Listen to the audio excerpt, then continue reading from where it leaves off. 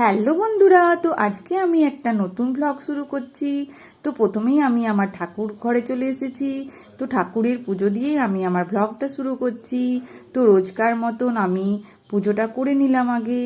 তো আজকে যেহেতু সানডে প্রচুর কাজ আছে, তো আজকে অন্য দিনের থেকে পুজোটা একটু তাড়াতাড়ি করে নিলাম। তো পুজোর পর আমি টিফিন করব।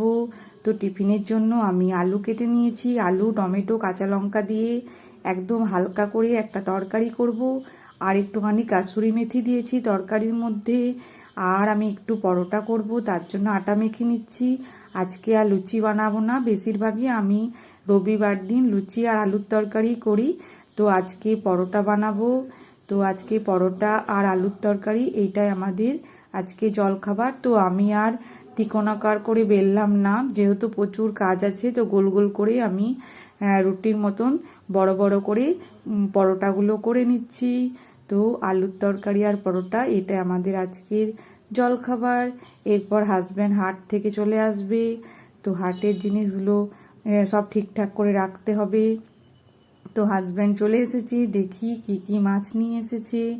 তো চিংড়ি মাছ নিয়ে এসেছে, আবার রুই মাছও নিয়ে এসেছে। আর একটা কালো চিকচিকিতে দেখলাম কি আছে দেখি, ও মাটন এনেছে অল্প। তো যাই হোক, এগুলো আবার ধুতে হবে ঠিক করে।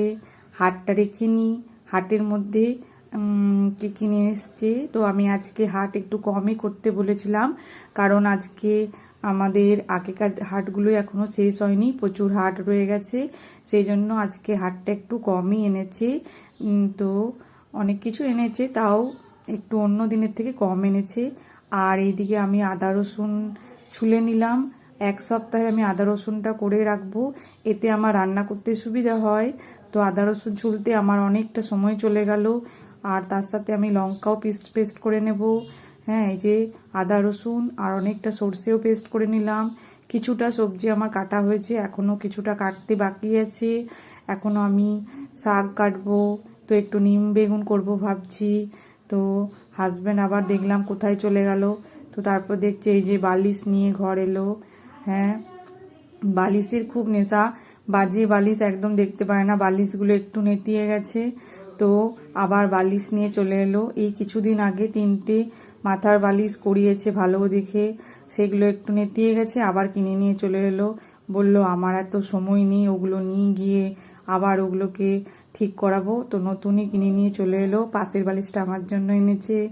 আর এদিকে আমার এত সময় চলে গেল তরকারি কাটতে। তো হাজবেন্ড মাছটা ধুয়ে দিচ্ছে। তো ভালোই হলো, নালে মাছ ধুতে আমার অনেক টাইম নষ্ট হতো। তো হাজবেন্ড মাছটা ধুয়ে দিল, তো ভালোই হলো।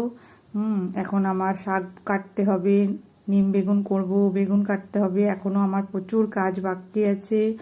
তো তোমরা দেখো ব্লগটা আমার কেমন লাগলো, অবশ্যই কমেন্ট করে জানিও। তোমরা ভালো ভালো কমেন্ট করো বলেই আমার ব্লগ করতে ভালো লাগে। তো গুড বাই বন্ধুরা, আবার পরে দেখা হবে। ওকে, রান্না করব।